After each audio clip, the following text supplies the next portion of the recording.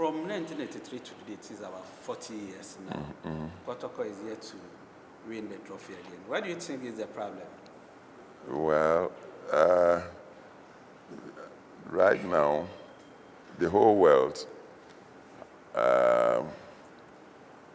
is awakened to be like soccer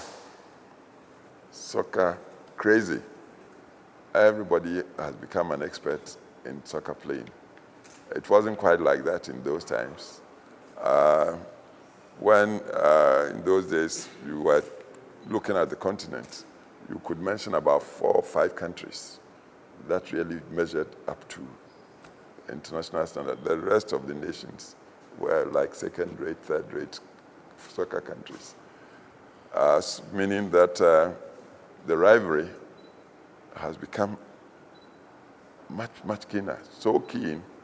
And then the players, in those days, our players were not exposed to the transfers, which are the normal thing these days. A player showing merit is easily scouted out to, say, play in Europe. So what's happening now is every nation has become like very adept at soccer playing. It wasn't like that in the 70s and 80s when only a few nations. And so this is what is happening. Competition is very keen. Soccer has become a serious business. Players that used to come from, say, in Kumasi, for instance, either Ashton or Alaba area, not really managed professionally, not given proper nourishment in terms of dieting and all exercises. They just played on their talents, natural things. These days, the whole thing has become so professional. And as I say, the competition is rife all over. And I believe this is why perhaps we are not proving to be equal. And let's again take a few cases, for example. Take a player like Asamoah, naturally talented, all right, but because of his talent and strength, he got noticed and got transfers at huge sums. Played in Britain, continent of Europe.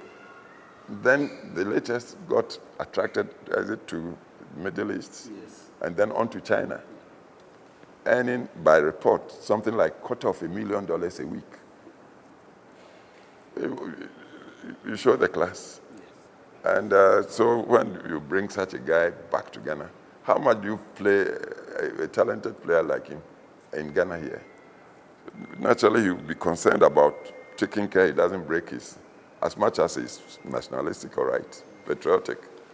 He wouldn't come and enjoy himself beyond repair without insurance, without the team overall looking after him the way perhaps he would be looked after by the professional teams in Europe.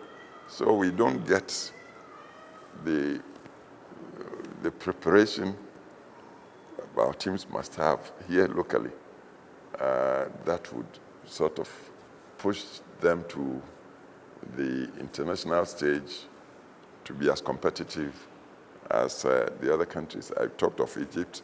Look at the performance of Morocco in the recent World Tournament and other places. So these are factors to take into account. Professionalism, good remunerations, insurance, and that sort of thing.